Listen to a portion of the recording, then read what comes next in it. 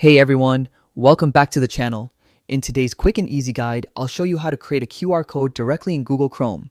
No extensions, no third-party websites, just your browser. Whether you want to share a YouTube channel, a website, or any online page, this trick will save you tons of time. So make sure to watch till the end. It's super simple but really handy. Alright, let's get started. First, open Google Chrome on your computer or laptop. Now, go to the website or page you want to create a QR code for, let's say your favorite YouTube channel or your personal website.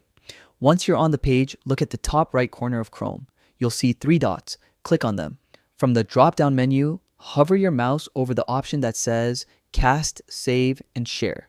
A new submenu will appear at the bottom. And here comes the magic part. Select Create QR Code. Boom. Chrome instantly generates a QR code for that specific page. You'll see the QR code appear on your screen, and you can even click download to save it as an image file on your device.